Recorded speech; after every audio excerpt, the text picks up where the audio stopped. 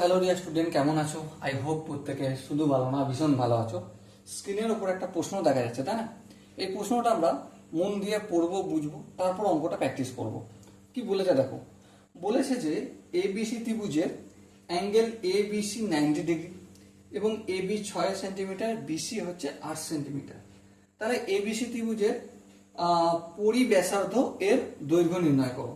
দেখো, খুব ভালো করে বুঝবো আমরা। প্রথমে একটা ত্রিভুজ আঁকবো যার একটা কোণ 90 ডিগ্রি, তাই তো? তাহলে এই আমাদের ত্রিভুজ, ওকে। এই কোণটা 90 ডিগ্রি। সাপোজ এখানটা এ নাম দিচ্ছি, এখানটা বি নাম দিচ্ছি, এখানটা সি নাম দিচ্ছি।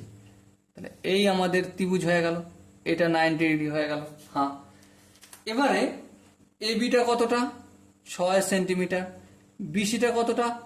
8 সেন্টিমিটার। বেশ, এবার আমাকে কি গল্প করতে বলেছে এখানে? পরিব্যাসার্ধ। দেখো, এই যে সমকোণ আছে এই ত্রিভুজটার, তার মানে এই ত্রিভুজটা কি? সমকোণী ত্রিভুজ। কি হলো? সমকোণী ত্রিভুজ হচ্ছে এই ত্রিভুজটা, তাই তো? হ্যাঁ, এই ত্রিভুজটা সমকোণী।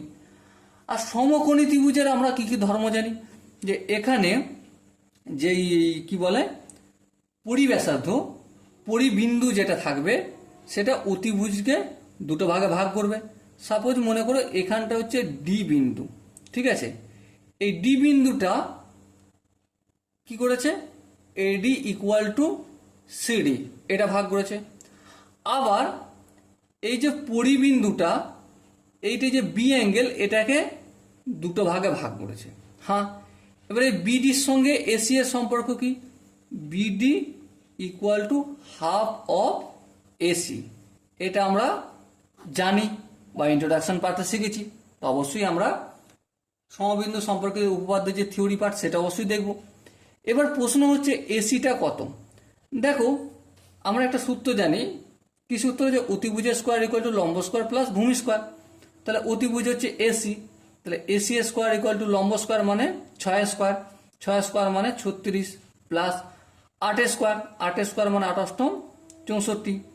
তাহলে 36 আর 64 যোগ করলে কত? 100 হয়। তাহলে এসি স্কোয়ার হচ্ছে 100। তাহলে এসি সমান কত?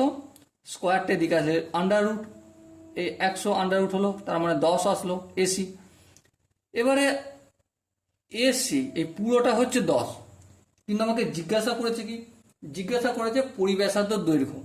তাহলে এই বিডির দৈর্ঘ্যটা নির্ণয় করতে হবে। তাহলে বিডি সমান কত? বিডি সমান হাফ অফ এসি। এসি মানে 10, 10কে 2 দিয়ে ভাগ করলে 5 সেন্টিমিটার। ওকে, তো পরিব্যাসার্ধ দৈর্ঘ্যটা কত হবে? 5 centimetre. So dear student, I hope তোমাদের প্রতিটা কনসেপ্ট বোঝা গেছে। যদি কোনো কনসেপ্ট কোনো জায়গায় বুঝতে অসুবিধা থাকে, ডাউট থাকে বা কনফিউশন থাকে, তার জন্য কি করতে হবে? কমেন্ট বক্সে জানাতে হবে। আর যদি বুঝতে পেরে থাকো যে হ্যাঁ খুব সহজে বুঝতে পেরেছি, কোনো অসুবিধা নেই, তার জন্য একটা লাইক, একটা শেয়ার আর একটা সাবস্ক্রাইবার রইল। ওকে, সো দেখা যাচ্ছে পরবর্তী সেশনে। ততক্ষণ পর্যন্ত ভালো থাকবো, সুস্থ থাকবো এবং জয় হিন্দ।